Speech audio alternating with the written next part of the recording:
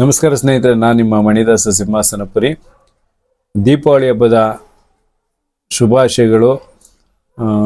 ದಯಮಾಡಿ ಯಾರೆಲ್ಲ ತಮ್ಮ ಮಕ್ಕಳು ಪಟಾಕಿಯನ್ನು ಹಚ್ತಾ ಇದ್ದಾರೆ, ತಾವೆಲ್ಲ ದೊಡ್ಡವರು ಇದರ ಬಗ್ಗೆ ಒಂದು ನಿಗಾ ವಹಿಸಬೇಕು. ಯಾಕಂದರೆ ನಾವು ಕೂಡ ಚಿಕ್ಕ ವಯಸ್ಸಲ್ಲಿ ಪಟಾಕಿಯನ್ನು ಹಚ್ಚಿದ್ದೀವಿ, ಬಾಲ್ಯವನ್ನು ಕಳೆದಿದ್ದೀವಿ. ಅವ್ರ ಬಾಲ್ಯವನ್ನು ಹಾಳು ಮಾಡುವಂತಹ ಹಕ್ಕು ನಮಗಿಲ್ಲ.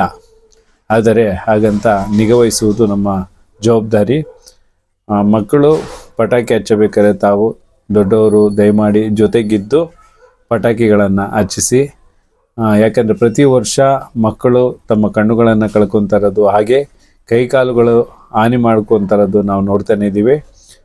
ಹಾಗಾಗಿ ತಾವು ದೊಡ್ಡವರು ಅವ್ರ ಜೊತೆಗಿದ್ದು ಏನಾದರೂ ಈ ಥರ ಸಂದರ್ಭಗಳು ಸಂಭವಿಸದಂತೆ ಎಚ್ಚರ ವಹಿಸಿ ಪಟಾಕಿಗಳನ್ನು ಸಿಡಿಸುವಂಥ ಕೆಲಸ ತಾವು ಮಾಡಿಕೊಡ್ಬೇಕು.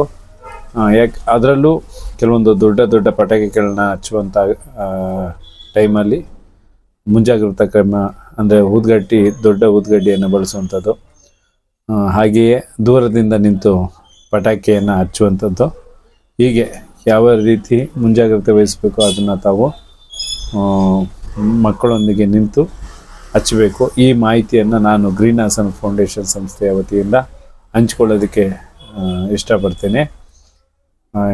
ಎಲ್ಲರಿಗೂ ಮತ್ತೊಮ್ಮೆ ದೀಪಾವಳಿ ಹಬ್ಬದ ಶುಭಾಶಯಗಳು. ತಾಯಿ ಹಾಸನಾಂಬೆ ತಮ್ಮೆಲ್ಲರಿಗೂ ಆರೋಗ್ಯ, ಐಶ್ವರ್ಯ, ಸಂಪತ್ತುಗಳನ್ನೆಲ್ಲ ಕೊಟ್ಟು ಕಾಪಾಡಲಿ.